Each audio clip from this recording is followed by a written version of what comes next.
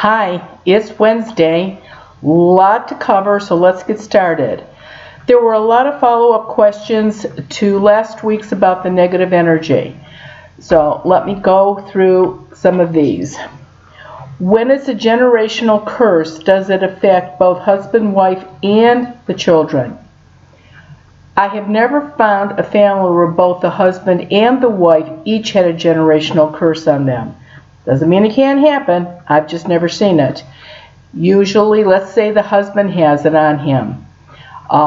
Yes, it's going to affect everybody in the house, but the wife won't have it on her, and the children won't until they are 18, and that's only if you have a son or sons. If it's taken off of your husband before your children turn 18, your sons, then your sons are clear. But it's almost like secondhand smoke. The husband smokes, the wife doesn't, but the smoking affects everybody in the house. That would be the same way to explain how a generational curse would affect everybody in the house. This is a good one. When I get into trouble, will I get into trouble with karma if I paid someone to put negative energy on a person because I did not personally do it? I'm going to guess the instructions came from you. You told the person that is doing it who to do it to. Yeah, you're not innocent in this. It will affect you. So think twice before you do something like that. A lot of folks went out and took pictures of each other because of the negative energy that they saw around the pictures that I provided last week.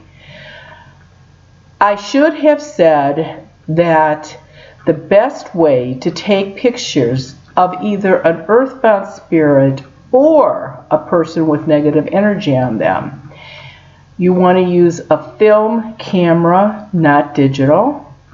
You want to use black and white, if possible, film. You want to use a fast speed film if possible. And I know that we're not going to be having, I'm not sure, a couple more years maybe of actual film. And then after that, everything is going to go digital. I'm not saying you can't get it on a digital camera. I'm just saying that the ones that I've seen the best were taken on film camera.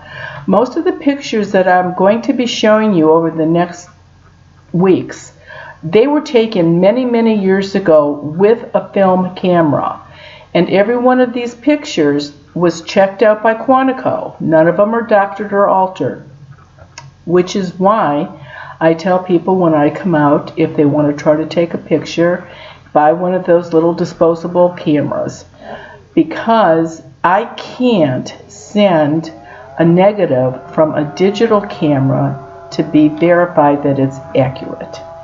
So that would be the best way. Now, I got a whole bunch of pictures from a whole lot of people that, do I have a curse, do I have a curse, do I have a curse? Just because some people get that fog around them doesn't mean everybody does. I really think it has to do with different phases of the moon, when the energy is stronger, when it's not. And so therefore, everybody that sent a picture in, the whole picture was foggy. No. If it was just a person and the person standing next to them was clear, then yep, probably.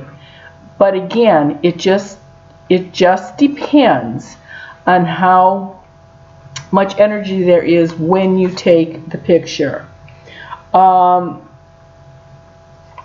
next one is, what do I do about removing negative energy from somebody that doesn't want me to do it? You can't do a thing. You have to have permission from the person that you want to take the negative energy off of. You just can't go around zapping people. You need their permission. You need permission to clear maybe a store or a house or something. You just can't zap around and do it. Now, There's nothing you can do. This is something that works sometimes, though. Tell the person this. I don't care if you don't believe in this. I don't care if you think I'm crazy. But just sit down and let me do this. Again, they don't have to believe. They just have to let you do it. Now, some people going through that last chapter of When Ghosts Speak say that they're having a hard time finding ash from an elm tree. If you really read that carefully, there are 3 mediums that you need: a liquid, a powder, and something leafy. You probably all have that in your kitchen. Do you have olive oil? Do you have garlic powder? Do you have parsley? Well, what do you know? There you go.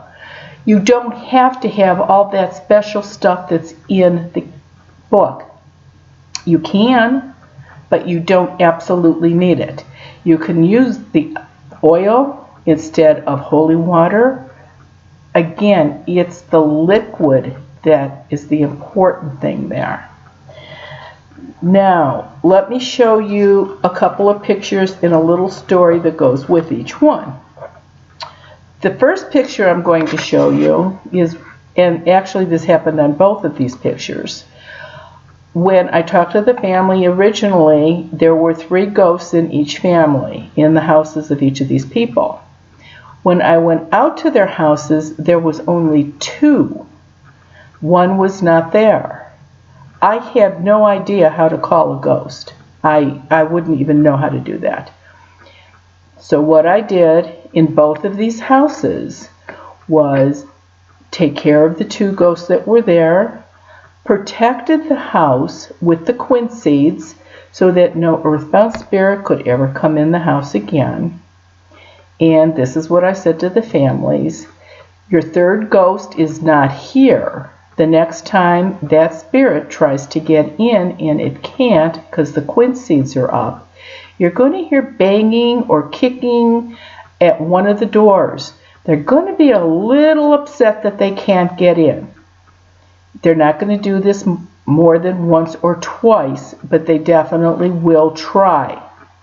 So the first picture is of 2 children, and when I originally talked to the family, there was a teenage boy there. There was 2 adult women there. When I got there, the 2 adult women were there, but the teenage boy was not. And a couple days later, they were taking pictures of their children sitting on the front porch. And lo and behold, here is the picture of, let's see if we can get this now. There we go. Here's the picture. All that fog is the picture of the earthbound boy. Now, he can still be around the children on the outside, but he cannot get in. He's not going to be around very long. He's not going to get much energy sitting around on the porch waiting for the kids to come out. So what's going to happen is he's going to go find a house where he can come and go with other older children his own age. I hate when they're not there because I hate to have to find them in somebody else's house. But again, there's not a whole lot that I can do about this. The next house, I went, and there were 3 spirits in that house originally. When I got there, there was only 2. So I did the same thing, got all the information from the 2 that were there, told it to the homeowners, and released them, protected the house so it didn't happen again.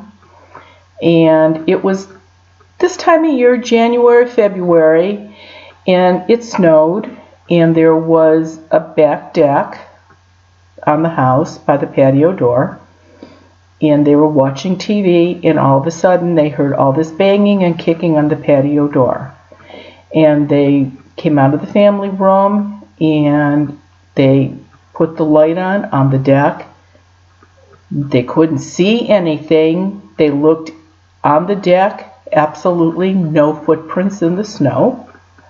But they took a picture to see if anything would come out. And this is what they saw in the picture. Now, let me see if I can get this one straight. This is really hard to do. There we go. You can sort of see it.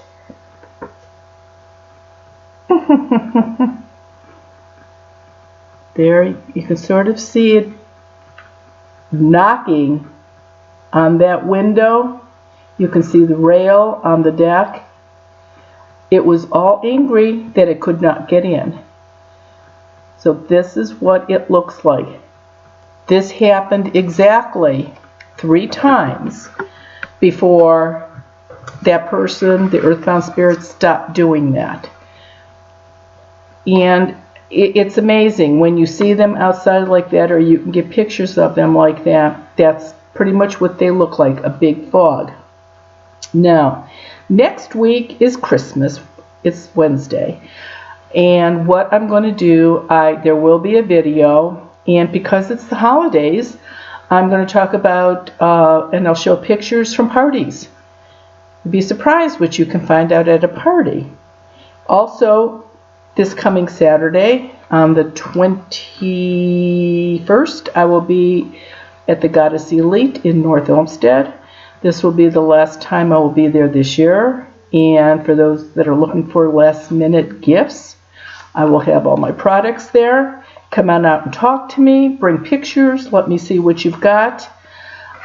It's just nice to talk to everybody and see everybody. So have a great week. Finish up your Christmas shopping, wrapping, and I will talk to you next week.